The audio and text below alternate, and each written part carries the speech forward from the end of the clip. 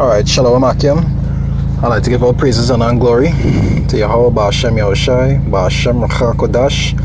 I like to double honor the apostles and elders of Great Millstone and Ruel. And peace and salutation to the Akim around the world that push the truth in sincerity. So I'll go through some scriptures here. I'll entitle it, As a workman you have to work. Already and truly. We workmen for the Most High, whereas like how he sent us out into the field, like how the parable said, like how he sent us out into the field on the highways and byways and to actually preach this word and to bring in the sheep. You know, one of the parables say all those things make you a workman, right?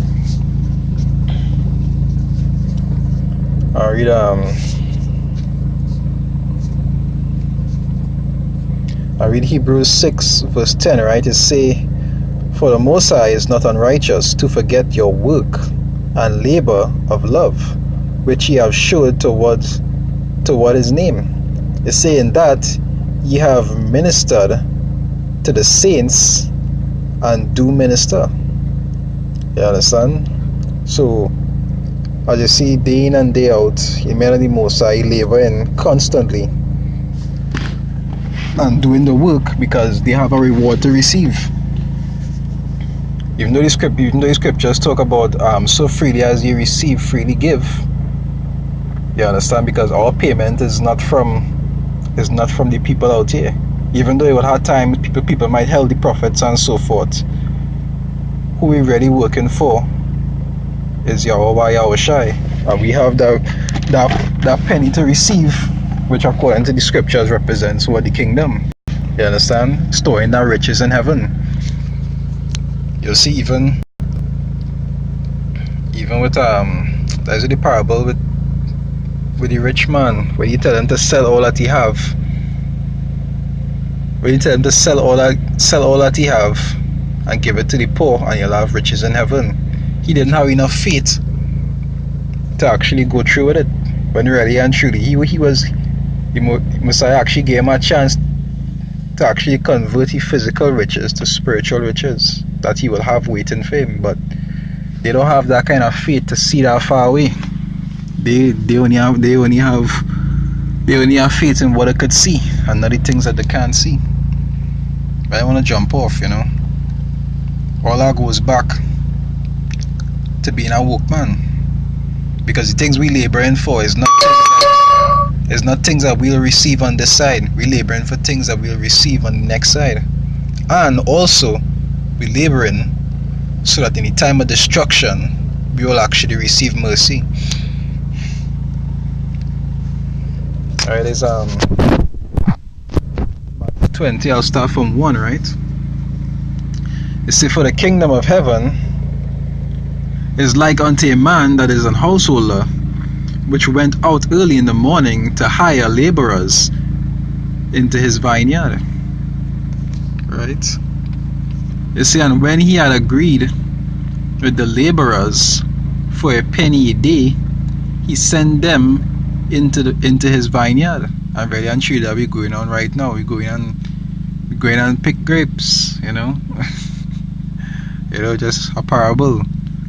Or just like how the scriptures also talk about going out into the becoming fishers of men. All these different things as parables of how we actually do it in our work to receive that penny. Right? You say, and he went Salakia out about the 3rd hour and saw others standing idle in the marketplace, and said unto them, Go ye also into the vineyard, and whatsoever is right I will give you. And they went their way. You see, again he went out, and there went out another, the 6th and 9th hour, and did likewise. And about the 11th hour he went out and found others standing idle, and said unto them, Why stand ye here all the day idle? They say unto him, Because no man had hired us. He said unto them, go ye also into the vineyard. And whatsoever is right, that shall ye receive. I don't know why it's making that stupid beeping song.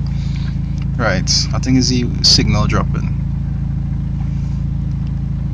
Right, I read over 7. It say, and they said unto him, because no man had hired us, he said unto them, go ye also into the vineyard, and whatsoever is right, that shall ye receive.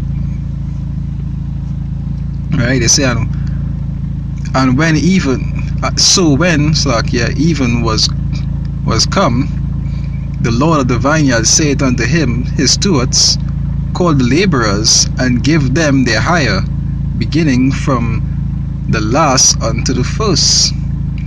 And when they came that were hired about the 11th hour, they received every man a penny. But when the first came, they supposed that they should have received more, and they likewise received every man a penny.